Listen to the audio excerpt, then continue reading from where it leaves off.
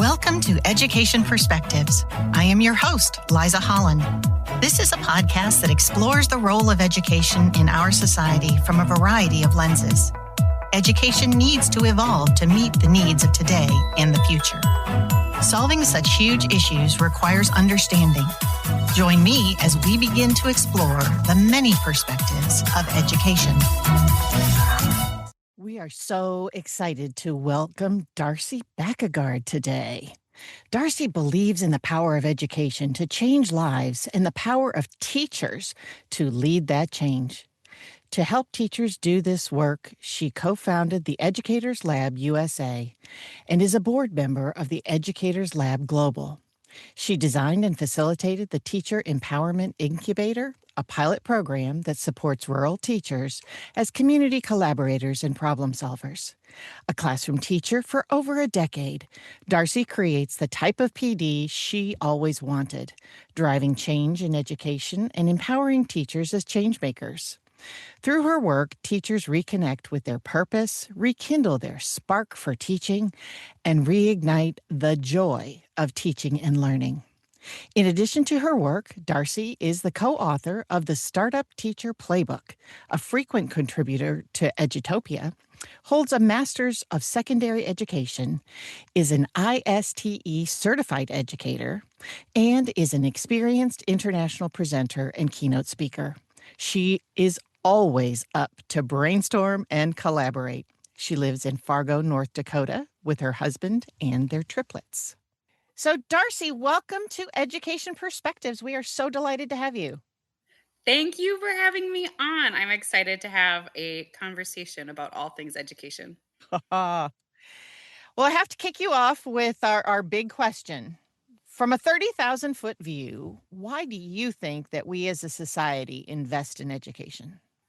Oh, there are so many. It's like I immediately saw this puzzle in my head of all of these interlocking pieces, right? And some of it is the less glamorous. Some of it, honestly, there's some logistics to it. We learned in the pandemic, when you don't have access to a good school system, your workforce suffers, not just the future of your workforce, but your current workforce, right? Because we need to have this safe, nurturing environment for our children to be in. And so there's this less glamorous, these smaller pieces, but I am one of those. I always feel so cheesy when I think about it, but it's because the 30,000-foot view is education is what opens the door of possibility and opportunity for everybody. It is one of the great equalizers, but also one of the great connectors. And for me, that was another big, huge lesson out of COVID, that when we didn't have access to the community and the connection, yes, there was some learning. There's been a lot of talk about the learning loss and the learning gaps. And honestly, for me, that to me feels way less important than the loss of connection. And that all of those pieces of why education matters fit together, but ultimately it's because it helps connect us as communities, as humans, and as future collaborators, that we're in this together. I think that's the basic human construct, right? It's all about relationships, and the research is really saying that if you don't have good relationships, that's why you sort of wither and die early. Yes, and there are so many, and I don't want to call them obstacles to connections, because so many of them are things that we are choosing as humans, and so they are obstacles. And I'm picking up my smartphone here. But there are obstacles that we are engaging in that are putting up some barriers to those connections. And it's hard because I feel like we're getting to this point. It feels I am introverted by nature, but because I have a theater background and I'm a teacher, I am very extroverted, especially in one on one conversations. But for me, my natural inclination would just be to stay in my house and read a book. But I also know that my mental health suffers when that is all that I do. Like, right, if I am starting to slip into a cycle of depression, I know that last thing I want to do is to see other people. But I also know that it is going to be one of the things, especially if I can just connect with a couple individual people, that is what is going to pull me out of that. And I think we could do a better job. You and I were visiting a little bit earlier about back to school nerves. And I think we could do a better job of acknowledging we're all nervous to meet new people. I I've come to that realization as I've gotten older and older. I thought it was just me, like, "Oh, I'm shy and I'm awkward and like this is so easy for other people." But the more people I talk to, it's not. It is not second nature for most people, and it's hard. And so when we have these devices and these obstacles that make it even harder for us to take those risks of talking to people in person, it's challenging. And so for me, things like in-person school and building that community, it's becoming more important than ever for these kids to have real physical face-to-face connections and this whole group family, the village around them so that they have that network. Oh, I agree with you so much. And so much of our society has kind of gone away from that, the regular block parties don't really seem to happen anymore, and gathering together maybe at church or all these different places that we have been gathering in the past are kind of going out of fashion, it seems, or something. I don't know. And so that community around school, I think, is an anchor not only for the kids and the teachers, but I think it is for the community, for parents to be able to get involved, to have events that are connected there. It's a natural societal gathering place. And it could I love that, and I think you're right. It's one of the last natural societal points. I'm in Fargo, North Dakota, and so I'm in a huge metropolis here with 125,000 people in Fargo, and a lot of the towns around North Dakota have, a couple thousand people. So the school really becomes the heart and soul of those communities. It is the primary gathering place. And I'm saying this as you and I are talking over Zoom and we're using this virtual connection. And so the very thing that we're kind of talking about separating us. So I love it because I have gotten to meet face to face in quotes with educators all over the world because of technology. And so this is not about ditching technology. And I also really appreciate, and I have heard great feedback as I do professional development for teachers. For a while, I was doing something that I called weekly web chats. So it was 7 years ago now, but I would do video recordings like this, and then teachers could watch them asynchronously whenever they wanted. And it was me having conversations with other teachers about like something awesome they were doing in their classroom. And I heard from several teachers who, said things like, I'm a new mom and I love that I can do PD while rocking my baby. Mhm. And I get the power of the asynchronous online virtual option. I have really, as of late, been doubling down on in person, face to face workshops. And I think it hurts some of my attendance numbers sometimes because if I could offer the same thing in a virtual format, I know I would have more people participating. But for me, part of what I'm doing and trying to help teachers innovate and reconnect to their purpose and spark joy in the work they're doing, I have just doubled down on we need fundamental to that is connection. And so we're going to meet face to face, and if that means I only get 20 teachers instead of 100 teachers, I'm going to do that because this is going to be a more powerful experience for those 20. And hopefully, as teachers are having those, oh, yes, this was a whole day. I had to give up of my life. But the power of that connection and rejuvenation was such that it was really important and vital. And I think the same thing happens in our communities, that when we are reminded, oh, yeah, like just seeing the humanity in each other, it's really hard to hate the person who you're having a hamburger with. I mean, it's just a different dynamic and a lot easier to just engage in a lovely conversation when you're building those face to face connections.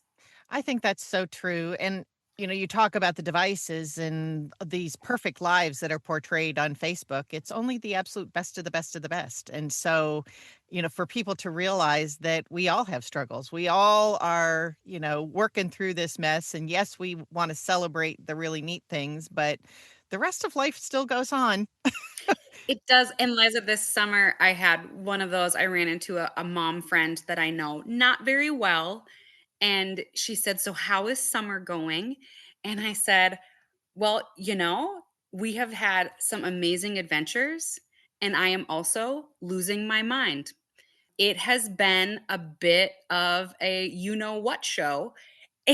Because they are whining. I feel like my head is melting. My brain has not had a break.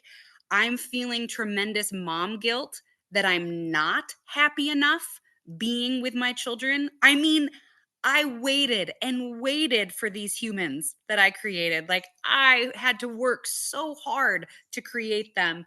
And for me to be irritated with them, I feel tremendous guilt. And for me to be like, I really need them to go to school so that my brain can function.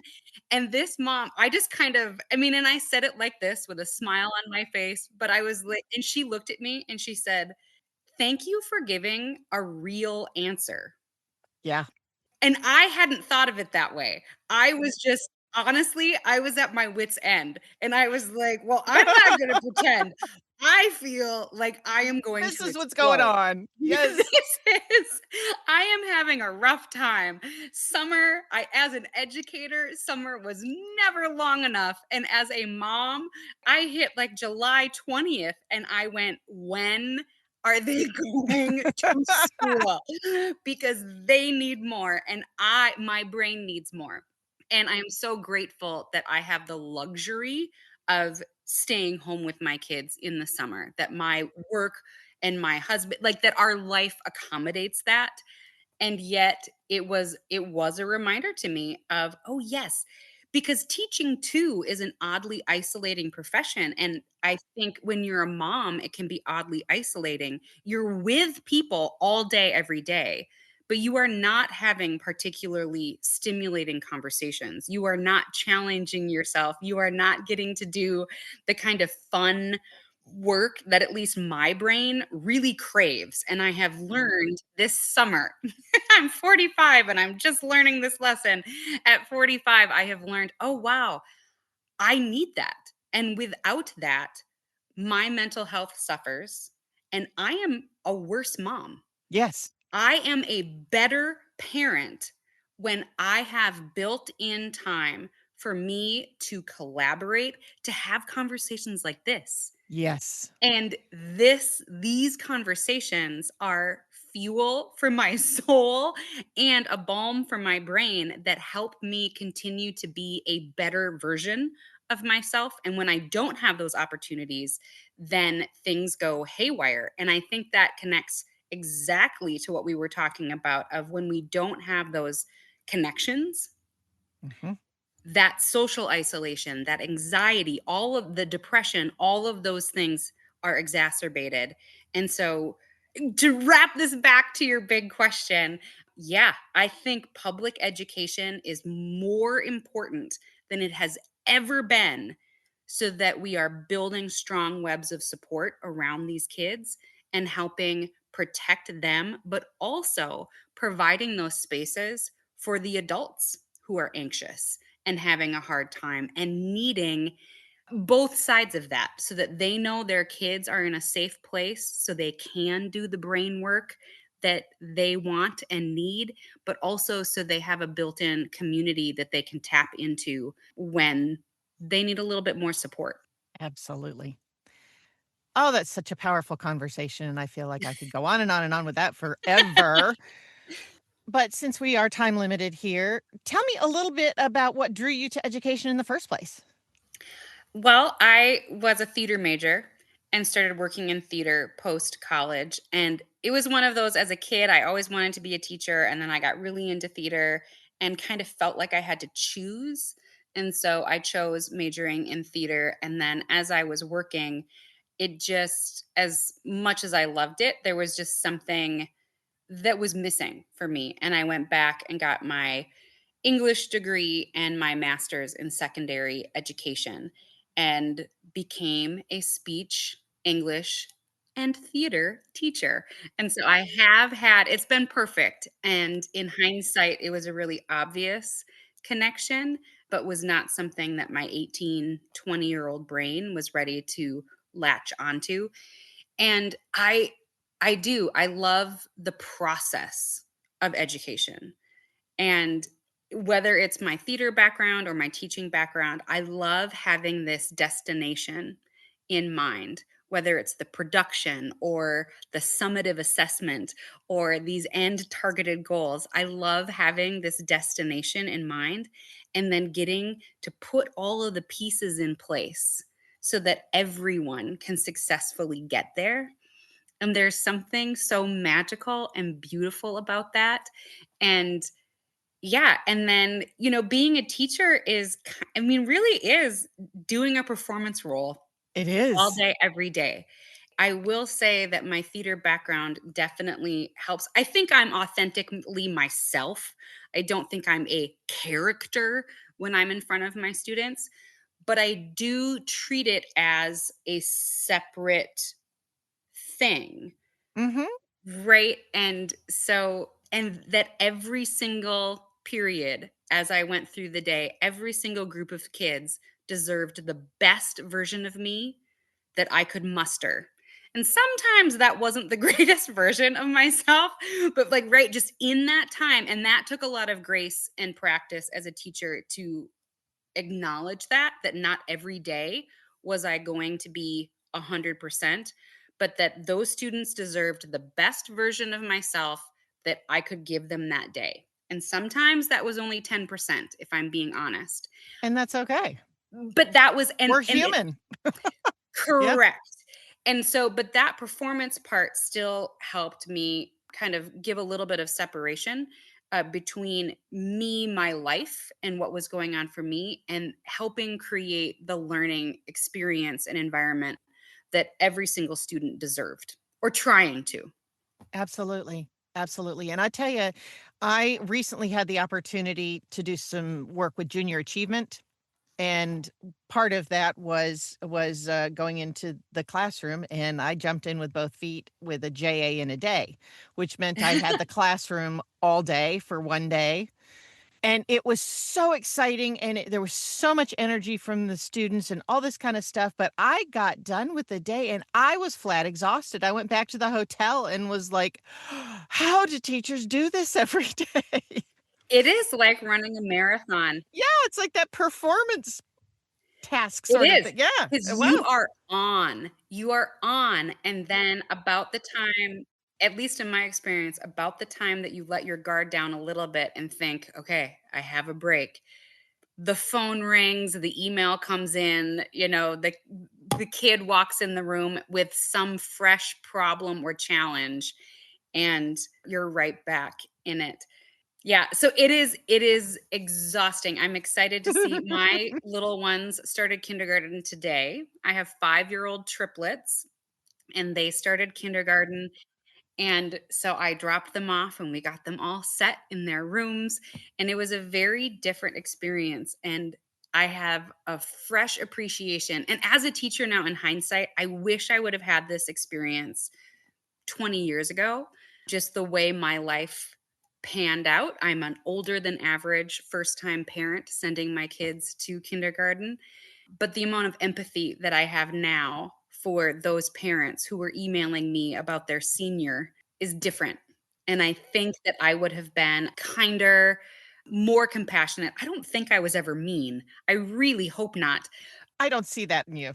But I very much like after this morning, I was like, oh, this is so much harder I thought it was going to be. Because as I just shared, I have been so excited for school to start. Exactly. Yeah. I just left 3 pieces of my heart in a building with people I don't know. Mhm. Absolutely. Oh gosh. Well, considering you have the triplets, I think that's a neat segue to a lot of what you're doing with your PD and whatnot. It kind of centers around joy and play. Tell me about your opinions about the importance of play, because one of the things that I have noticed, looking back at this long term kind of how we progress through school, I mean, I'm a Gen Xer, so we used to be very feral. We'd, throw you out into, get your homework done, but then just go away and, come back when the streetlights come on.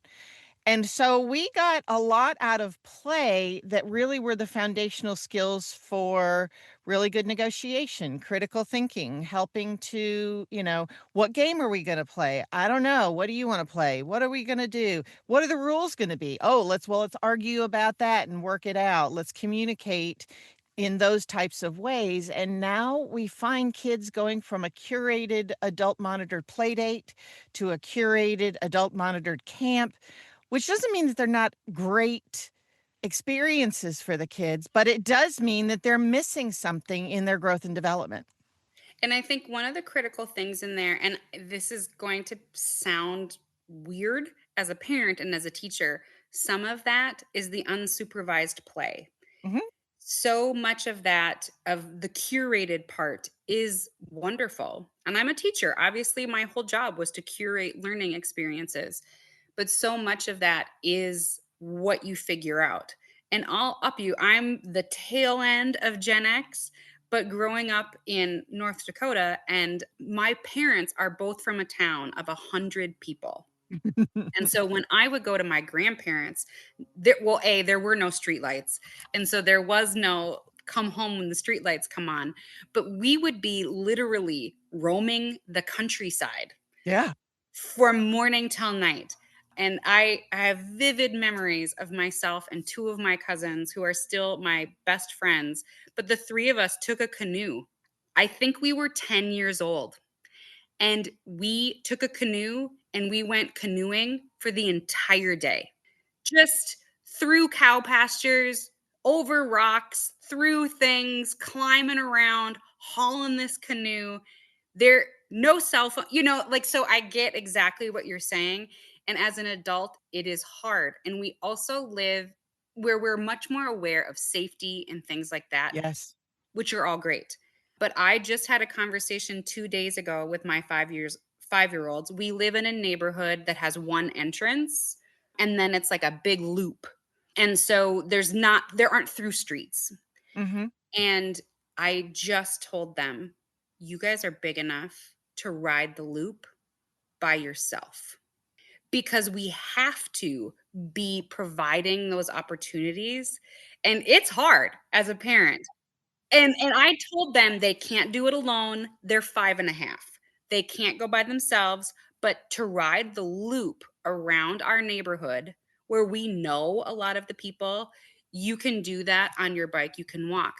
But I am curious to see if anyone in the neighborhood questions that. Like, why are these relatively little kids out here by themselves? Mhm. I don't think they will, but yeah, we need opportunities for that. And I'll tell you, it goes further than that. As I work with adults, I think so much of everything in life is curated, not just for kids, but also for adults. Mhm. That there, when I do joy labs or when I do implementation labs, my whole theory is that there's tons of inspiration for teachers. And teachers are the people who know better than anyone what is and is not working in their classroom. They're the people who know the constraints that they're up against, who know, like, right, they have all of the pieces. I don't, as someone who's coming in. So even though I have this great idea and this idea about play and these strategies, I don't know them. I just cannot say, do this. So my whole thing is, let's help teachers take the inspiration from all of these experts, but actually help them strategically implement it in their classroom. We need time for them to think about, what problem am I trying to solve? How does this tool, this piece of inspiration help me solve this puzzle? And how am I going to do this? What will it actually look like and feel like in my classroom? So I try to do that. But the number of times that teachers, there are a couple common responses. One, they will look at me and say, "Well, I thought you were going to tell me what to do." Yeah. And I will go, "It's not my classroom." Like, I will share ideas, but what I would do is irrelevant because I'm me and you're you, and like, it's irrelevant. So I can brainstorm ideas and ask questions, but and the other common response was the teacher would share a solution. They would have an idea that they wanted to try. They would share that, and I would say, "That's fantastic. Let's do it." And they would come back with, "Yeah, but," and they would but themselves into not even trying something new. So not only are we overly curating experiences for our kids, that over curation is also part of how we're training teachers, of how we're doing professional development. So much so that this summer for one of my PDs, I did a whole activity that was about ambiguity, where I gave the teachers a couple pieces of information, and then I said, "You have 45 minutes, review that information and compile it." And I had a whole bunch of art supplies out, and they would ask me questions, and I would just shrug my shoulders. And 5 of the 12 teachers afterwards said, "When you gave us these instructions, I thought I was going to throw up." Think about what your students are feeling. Yes, but also think of how much we are setting them up, how much that fear grows Yes. the longer they haven't had to wrestle with that feeling. And so these adult teachers, when faced with a task that didn't have a concrete 5-step process, Mhm. they were like, "Well, what do you want me to do?" And I just kept shrugging. I mean, it was the hardest 45 minutes of my life because I couldn't talk. And I just had to sit back and watch, but it was really helpful for this idea of, yeah, we do need less curated play for kids, but I would argue adults also need less curated play. We need more time to play with ideas Mhm. and to wrestle with big questions, to have train like to have some of your big questions infused and to just have time to play with ideas. Oh, man. Isn't that the and time, time is the most precious resource. Administrators out there, carve out time.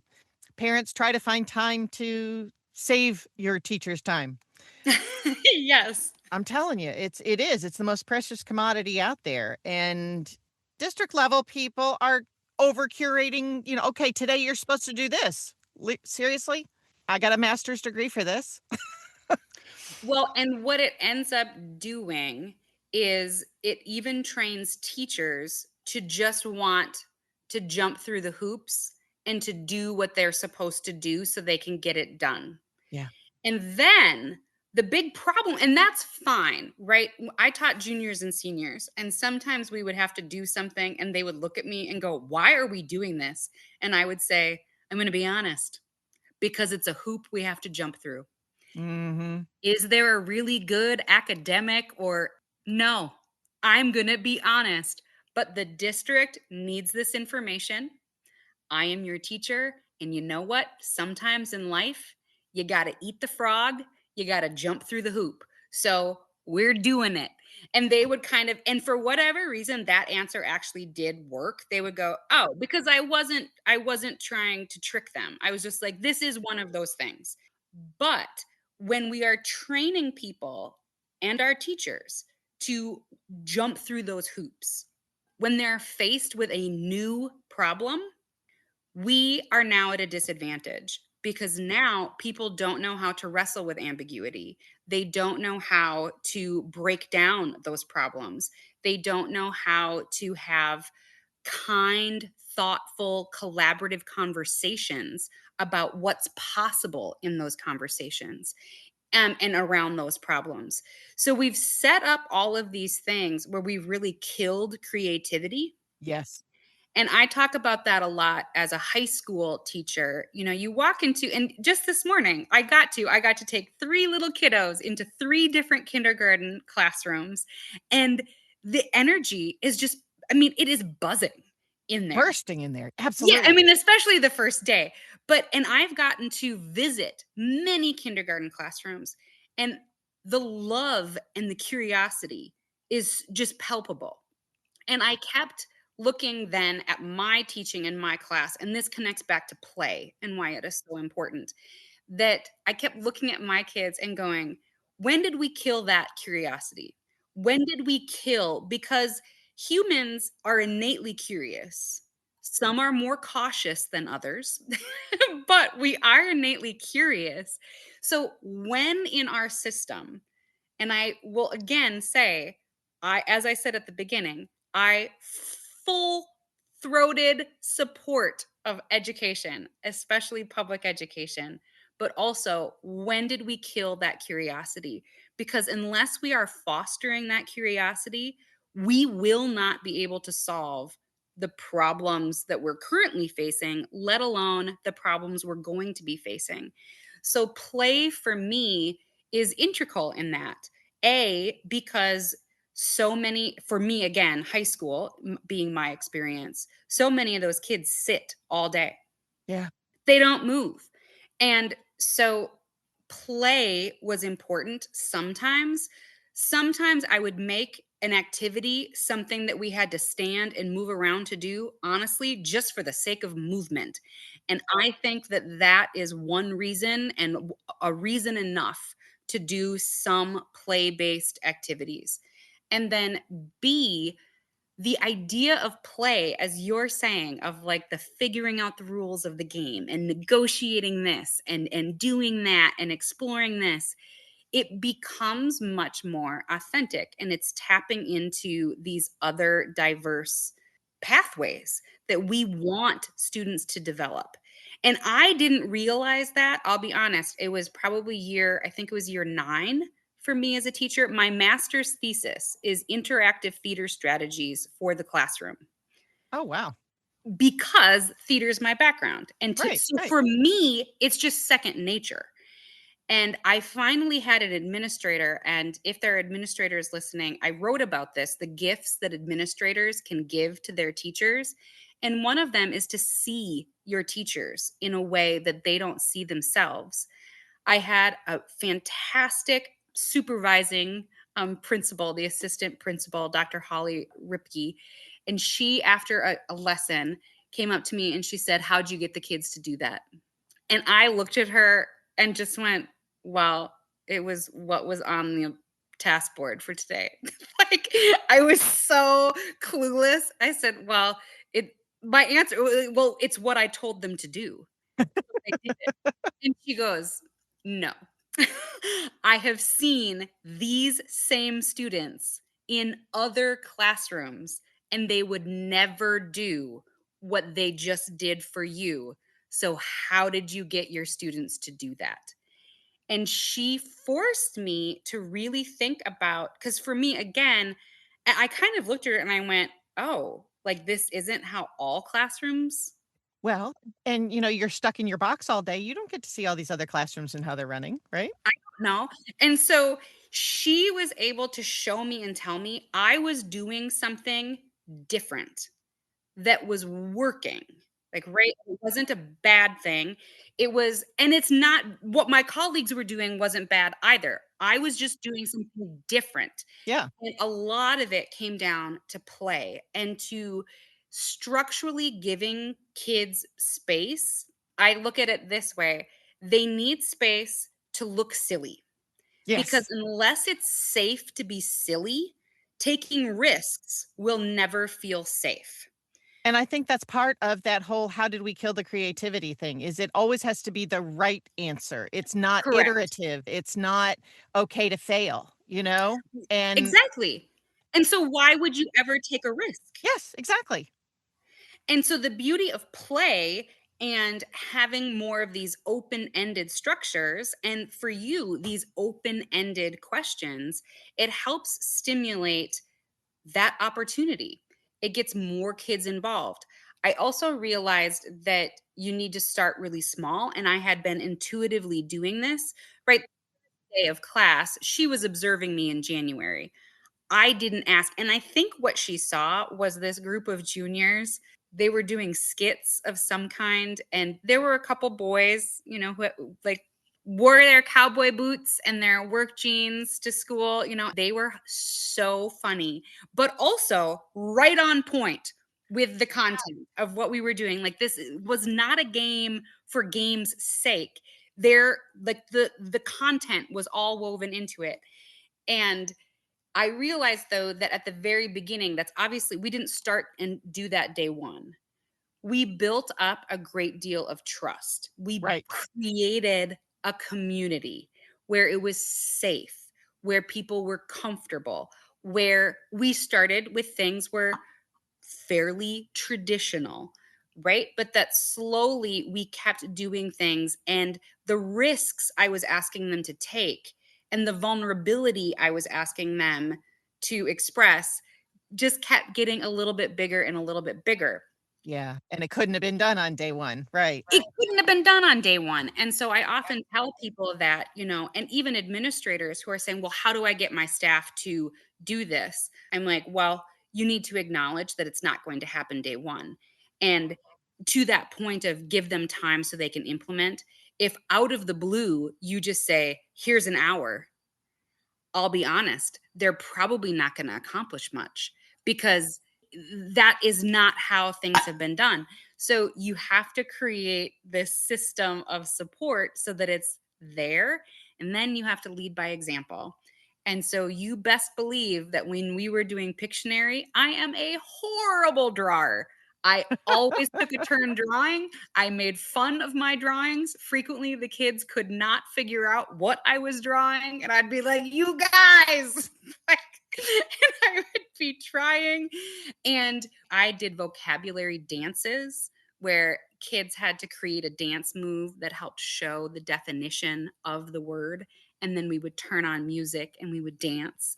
And you best believe I was the craziest, weirdest dancer. And that's not in every educator's comfort zone. Yeah. So you have to do what is comfortable to you. But if you always have to be perfect, you are modeling to your students that they also always have to be perfect. Mhm. If you are not willing to take some risks and to ask some big questions and to not know the answer, so uncomfortable for a teacher who is used to leading the journey. To be on the journey with the students is a very different feeling, and it's vulnerable and it's scary. But I also think it's critical to rebuilding that curiosity. And it's Yes. vital to truly creating a community where you can take risks. And the same is true whether you're trying to build that community in your classroom or in your school or in your district. Absolutely. That ability to kinda laugh at yourself and have the answer, "Wow, that's a really good question. Do any of you know what the answer to that question is? Because I don't.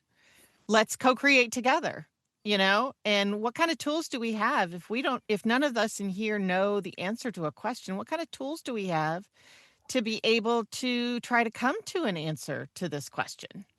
Right. And all of a sudden, they are a part of the process as opposed to just spitting back the answers. And the beauty, I do think I have an advantage in teaching English. So much of what we're talking about in English is ambiguous. Thank you. See, like, this is a great example of, like, Exactly. yeah, see, like, I'm an English teacher and I can't come up with words. But so much of the content itself is about exploring ideas that I do acknowledge that I have an easier job of doing things like that as an English teacher, because so often there isn't a right answer. Right. The beauty why novels are classics, because they are universal, because they ask us the big questions and we get to wrestle with those big questions. And that is sometimes really uncomfortable for kids because, like we've been saying, they have been trained for there to be a right answer. Yes. And part of my job, I really saw it as my job to help them realize there are myriad right answers. And provided you can explain your answer and back it up with contextual evidence and cite, so all the things that we English teachers Yes. dork out about, if you can do that, then there's validity to your answer too. And I am not, but that's really hard. Kids will see through that. If you have a right answer in mind, they will see that that was wrong in quotes, even though it wasn't wrong, it was just different. They are very intuitive. And again, by the time they were juniors and seniors coming to me, the system of education had trained them to be risk averse. Yes. And we need them to be problem seekers and problem solvers. And you hear that so much from business and industry now about, the top skills that are most important to them. It's pretty consistent whether you're talking about the employer survey or the World Economic Forum survey. They want the ability to problem solve. They want critical thinkers. They want people to take initiative, communicators, all those kinds of things that we're not really fostering in the system as it was set up. And it's not teachers' fault because this system was set up to be able to provide compliant factory workers that don't really question anything. But that's not what we need anymore, you know? No, and when we have AI too at everybody's fingertips, which really is, I think, exacerbating. I don't think it's changed the equation, at least not in my mind, but it Mhm. has exacerbated it. Yes. When we can find these answers, I always talk about that at professional development at its best really got me so excited. And I would just be like ready to just Yes, tear let's things go. down. So excited.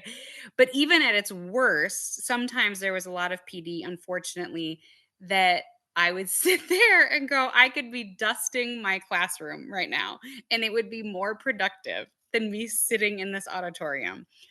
But at one of those, my Yeah. goal always for myself was find the nugget. Is there one little thing? Yep, Mhm. even if that meant I took out a piece of paper and I kinda tuned out, I'll be real. I was that I was like, "Nope, I am choosing," just as I talk about choosing joy and focusing, I'm going to choose to find the nugget, and I'm going to extrapolate from that so that this time is purposeful and helpful to me. Mhm. And I really encourage people to do that. And it's why when I do PD, even though sometimes it is personal, if someone is working on something a little bit different, Mhm. I encourage it because it is their time. And so I can provide these guidances, but really, like, they need to do what they need to do. And so I would take that nugget. And one of the best nuggets was this person who I otherwise didn't click with held up their cell phone and said, kids have all the answers right here. Mhm. Our job as educators used to be as transmitters of knowledge so that, we had this sacred knowledge and we were imparting it to these children. And that is just not our job anymore because they have more knowledge at their fingertips than we could ever impart to them. So we have to be building the problem solving skills so that they can be the solvers of problems so that they can Yes. do the things. And AI has only exacerbated that reality. But that nugget really resonated with me. And I think that was about 10 years ago now. And I had already been shifting how I was teaching because when I started teaching, my kids knowing who all the characters in the books were was very important to me. I mean, I became an English teacher for a reason. And let's be real, part of that was because it was very important to me that they understand the Great Gatsby and know who everyone is and that they could do that. And the longer I was like, oh, like this, a week from now, what difference does that make? And Mhm. that really unlocked a very different style of teaching and really helped me lean even more into the play. And that is what I try to bring to professional development. But as hard as it is to get kids to play, high schoolers to play. It is It's really hard worse. to get teachers to play with you. And it's hard, but it is really worth it, especially when you can make those connections and help everyone, regardless of age, see that there is a point and a purpose to these things. This Mhm. isn't just a cheesy icebreaker. We are building real skills that you need to be able to transfer to your students so that we can all be more successful in this educational collaboration that we're on. I think it's that piece of being able to answer the age-old question for teachers or for students. Why do we need to know this? Why do we need to do this? You hear that so often, and the more we can come up with that explanation. All right, well, if you work through algebraic thinking, it's going to help your ability to problem solve other types of problems in the future. It's a skill set that trains your brain. Well, if someone had bothered to say that to me, I might have a little bit better focus other than I can do a ton of things to a problem, but I have no idea what it means or what the result should do. I was very compliant. I did all the things that I was told to do step by step, but I don't have any idea why or how that was valuable still today. Sure, but I love the way you said it though, and it is that. It is expanding the way your brain is able to process information, and we Yes. are growing those neural pathways. We are expanding those things. So for my littles right now, some of their most important neural pathways are their emotional pathways and their self-regulation pathways and being able to regulate as we get older and older. It's continuing to build those problem solving pathways. For you, I'm thinking about all of the big questions. Is there a driving question that you just wish was at the heart of every classroom, or that you think could really help if you gave one teacher's like the power question? How do we help build this curiosity through better questions? I think it is rooted in that piece of how do we allow students to have some agency in their learning, you know? It's I saw a statistic that I still need to find out what the citation is for, but saw it online that in 1973, if you graduated with a bachelor's degree, you would have the skill sets to last for about 30 years in business and the world. And the new statistic is 18 months. It is no longer something that we can just say, okay, we did our learning phase of our lives and now it's over. We have to figure out how to build lifelong learners. And so maybe some of that is having each student go, what is the most interesting, most impactful thing that you're learning about today? And then finding a way to incorporate some of your content into that framework. You know, if my favorite thing that I absolutely love to do today is to play video games. Well, gee, how do video games come about? How do they make those things? What kinds of skill sets do you have to be able to create something like that? And finding some sort of a hook or a tie-in that makes it meaningful and relevant to students, I think that would be the most powerful questioning that I could offer. And that really ties in beautifully to my experience doing professional development. And it's why I have created the Joy Lab. Yes, it's about tapping in and choosing to help educators cultivate more joy, because gratitude and joy are proven stress and anxiety and depression fighters, right? If we can train our brains and that cognitive science, if we can train our brains to choose to focus on the gratitude, it has tremendous mental health benefits. So there's that part of the Joy Lab that is fundamental and is there. But more important is this idea of letting the teachers choose their own adventure and letting them identify, what are you curious about? What do you want to learn more about? So sometimes it's an invitation of, I always go back and ask them to identify the problems and frustrations that are limiting joy. Because when we have that problem, is really just giving us a destination, right? Mhm. That problem becomes our destination of what we want to work around. And sometimes we have to work backwards to get there. Sometimes, the map is all over the place. But if we just start with curiosity, that's fantastic.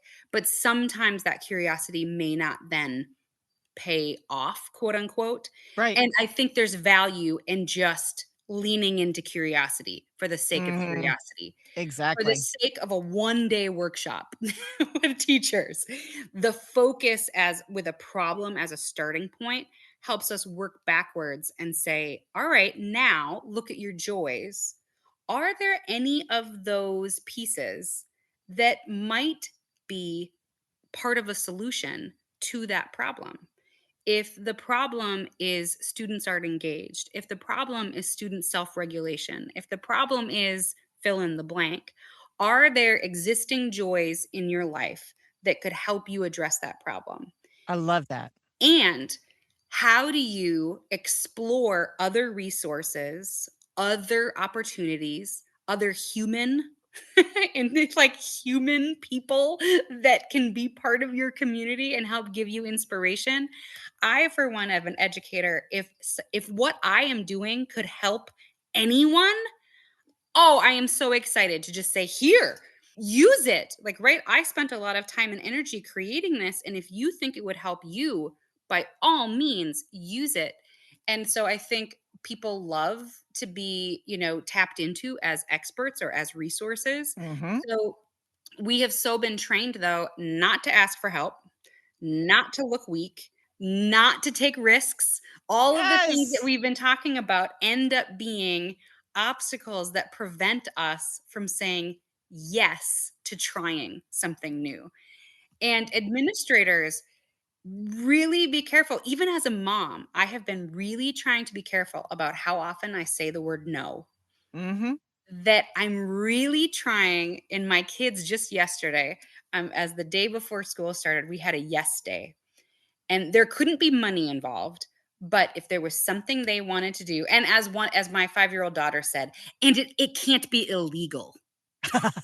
Like, yes, good rule, Cora. It can't be illegal.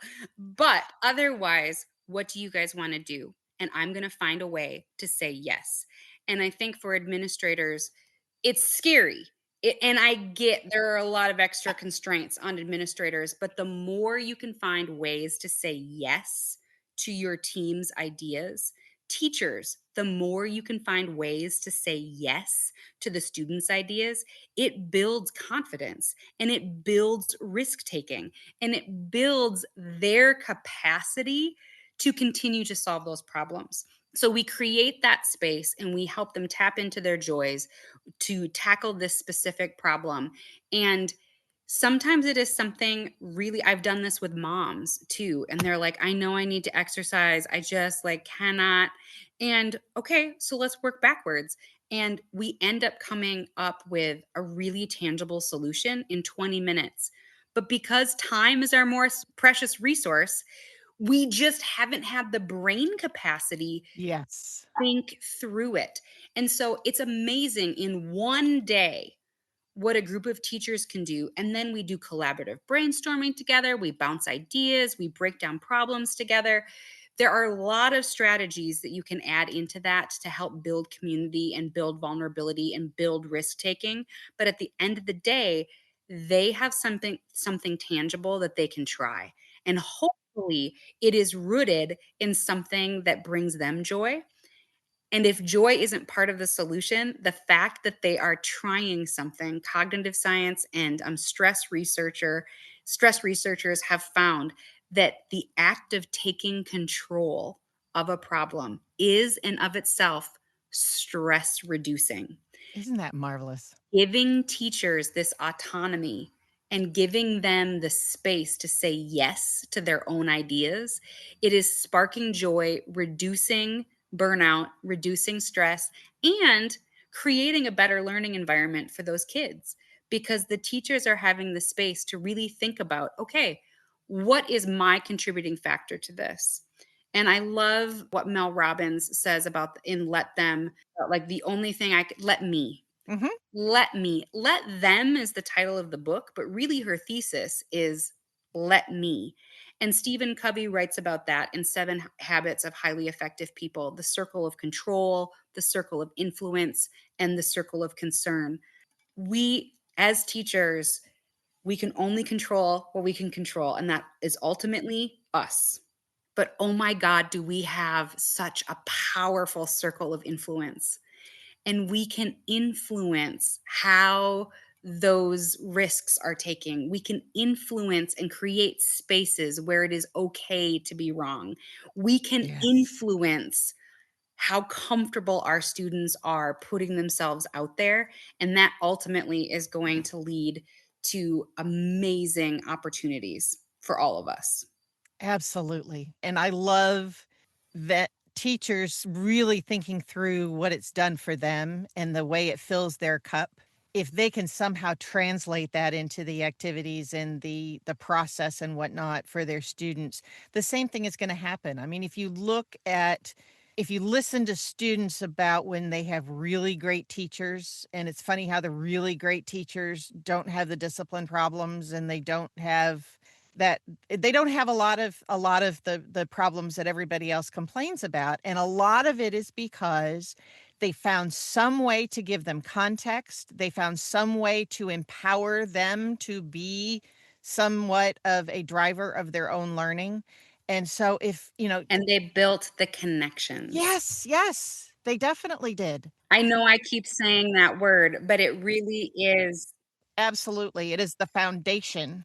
Because nobody's gonna do it if they don't And trust then you. it can be pretty dry content.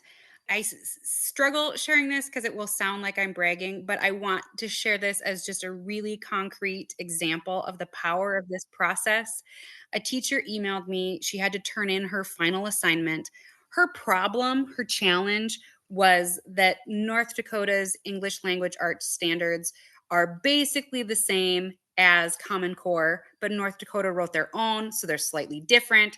And so she was wanting to make sure that every single lesson in her classroom was explicitly like she was just looking for the I can statements. This is the quintessence of teacher drudgery Yeah. as a problem. And this was her problem. But part of it was also rooted in how do I show the community that what I'm doing is a lifelong skill? How do I show the community that I'm not indoctrinating these kids? I'm teaching them lifelong skills. I'm not like, I don't choose this book because I want to try to brainwash them into something. There are all of these, there's so much stress and grossness around being a teacher right now. And what she found just through having this space of this process, she emailed me her final little summary of what she had done. And the first sentence of her email was, "You saved my teaching career." Oh my gosh. How powerful is that? I was ready to be done. Just and it's mind-blowing because as I do like to me this process feels so obvious. Like why wouldn't we do it this way?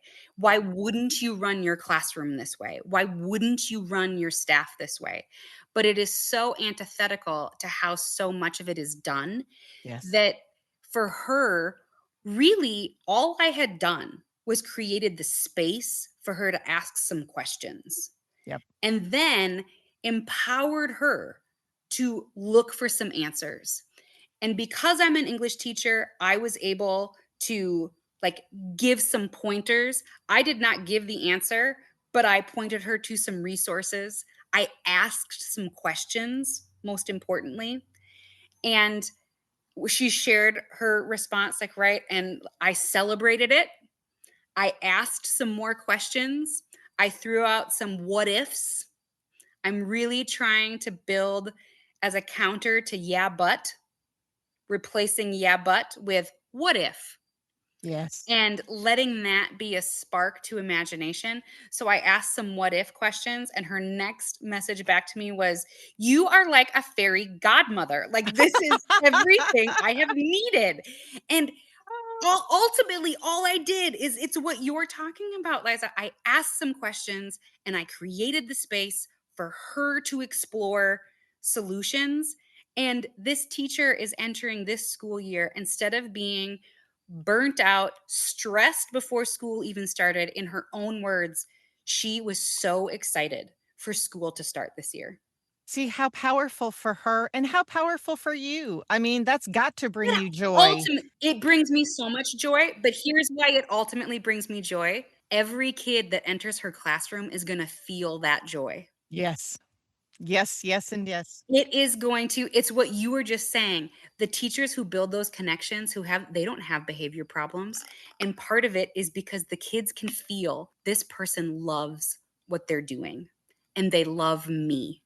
Yes. And we have rekindled this process of the Joy Lab, helped that teacher rekindle that in herself. I created the space and I maybe like lit a little flame, but she fueled it, and now it's hers, and she and her students. I feel great because of it. Yes, she feels great because of it. But the ultimate winners is every kid that comes into that teacher's classroom is going to be that much more in a learning environment that is radiating joy and opportunity for them. Oh, man. I almost hesitate to ask this last question because unfortunately we are coming up at the end of our time here. And so maybe it honestly, to some extent, it may be asking you to summarize what we've been talking about so far. What would you like decision makers to know? And you can define decision makers however you'd like to.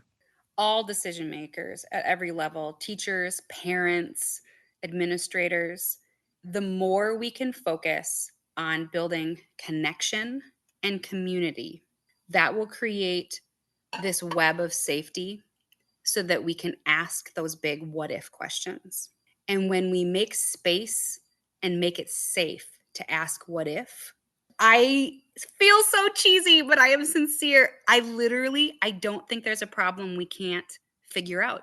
If we have a strong community and we have strong connections, and there is that interwoven sense and feeling of safety and ability to be vulnerable, and we ask those what ifs, I really think that the people in the room are the best people to solve the problem. And so for a student, as you were saying, for a student, they're in the best position to help solve their own problems. They don't know what they don't know. And so they need resources, they need support. They need a coach. Yes, teachers don't know what they don't know. I, as a parent, there are so many things I don't know. I don't know about being a parent to kids in school instead of being the teacher. But when we create that community and create those connections and we make space for what if, it's okay to ask, and it's okay to fail, and it's okay, most importantly, to try new things. Yes. The world is moving way too fast. Top down solutions never worked. Like, let's be honest. Top down mandates and solutions have never worked. So, when things are moving so quickly, we don't have the luxury of waiting for top down answers. We need boots on the ground responses now. So we need to train our teachers as agile problem solvers so that they can tackle the challenges they are facing, because they're the ones who know all the constraints, who know all the variables, and we can support them with inspiration and support them with good questions and resources and encouragement. But ultimately, they need to pilot that ship.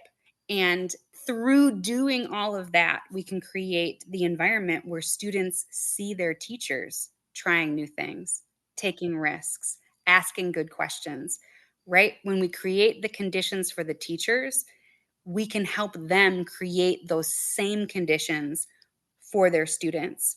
And ultimately, circling all the way back to that big picture purpose of public education, through all of that, it's we all win. We all win when we build a generation of problem seekers, people who aren't afraid of problems, who aren't afraid of asking questions, who actively seek out the problems and say, what can I do about it? And that's what we want in our teachers. That's what we want in our kids. I can't think of a better answer to that question. Thank you so, so much for being a part of our community here at Education Perspectives, because this one filled my cup and filled my brain to the point where the little hamster wheel is running at full speed. Fantastic. Yes. Thank That's you what we so need. much, Darcy. I appreciate you. I appreciate everything you're doing to help redefine and expand those education perspectives. Thank you. Thank you. Thank you so much for listening to this episode of Education Perspectives. Feel free to share your thoughts on our Facebook page. Let us know which education perspectives you would like to hear or share. Please subscribe and share with your friends.